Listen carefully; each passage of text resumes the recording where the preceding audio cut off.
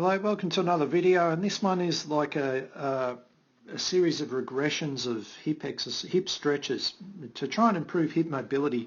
These would be a good choice for someone who has, noticeable loss of range of motion and some real big stiffness. A lot of people feel pinching in the front of the hip, but it's actually more to do with the glutes and the posterior side than where the pain is.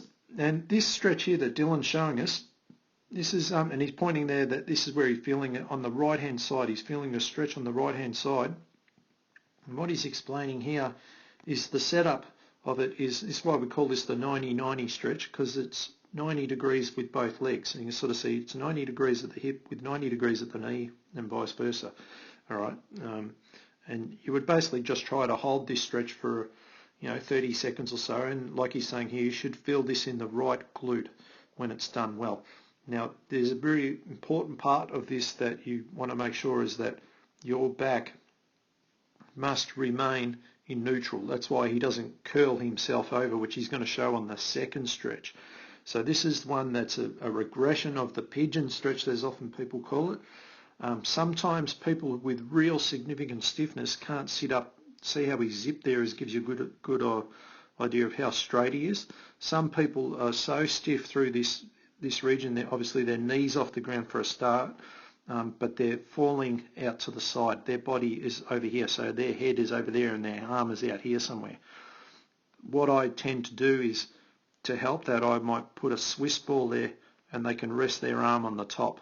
And that'll help them to actually sit up straight, which gives them a much greater release of the posterior stiffness that's really crept into their hip region. All right, so this is a very good stretch, very simplified one, because the pigeon one can actually create a lot of issues because people just don't have the freedom to be able to do that type of stretch. It's just too aggressive and it creates too many problems.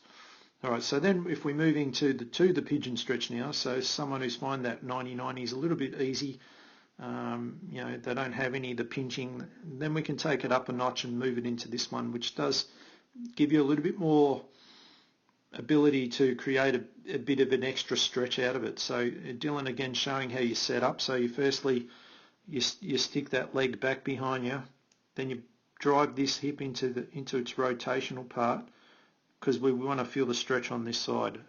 Now, and again, I'll probably make the point again that you've got to, and he's pointing where he wants to get more of the stretch out. He wants to actually push that right hip out to the right-hand side, so away from him to the right. Instead of just sliding back, he's actually trying to move his body out to the right-hand side. And if you could see, if I just take that back to the side again, if you can see here, it's really important to keep that natural curve. I will say it over and over, because the minute you lose that, you're actually going to defeat the purpose of the stretch. All right, and he's sort of showing here where he wants to feel it in that right glute. And again, you could hold it for 30 seconds to a minute.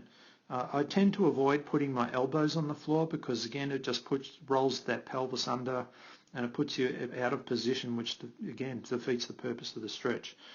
Next one that he's going to show is more of an abductor stretch. So this can be quite difficult.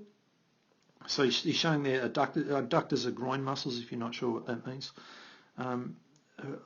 Sometimes this can create a bit of pain, a bit of pinching on the outer part of the hip there, so that this leg that's extended, some people might get a pinching there because they just don't have the ability to keep it within the socket. And I would say, even though they might be stiff through there, maybe to stick with just the glute strengthening, the glute weakening and stretches first. This might be the one that they progress to once things start to improve a bit. All right, so it can be quite a good stretch and really help you to loosen through that whole area, and then it can help you to progress to the more movement-based stuff that generates stability and strength, that are actually going to make the biggest long-term changes for your hip. All right, but those first three stretches quite easy to do. The fourth one we need a Swiss ball, and this one we've shown many times in other videos before, but it's quite simple. You could use a couch if you had, or something behind you. Basically, it's more or less a quad stretch.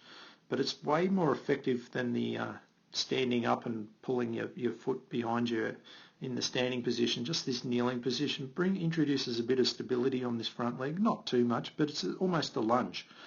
And then here you've got to make sure that you don't try to push your hip too far forward, all right, to try and get more of a stretch. And you can see here Dylan very, very controlled. You can see how if there's his femur, it's sitting nice and snug in there, and he should just feel a gentle stretch through the hip and probably a greater stretch through the quad, especially around the knee there. So the rectus femoris, which is your quad muscle, can really cause trouble at the knee, but also because it's a hip flexor as much as the knee flexor. If it's getting stiff there, it'll create problems here. So this can be a useful way to release some stiffness around the hips, because the first three were sort of looking at the glutes and the posterior side, and the adductors obviously as well, and this one's looking through the hip flexor.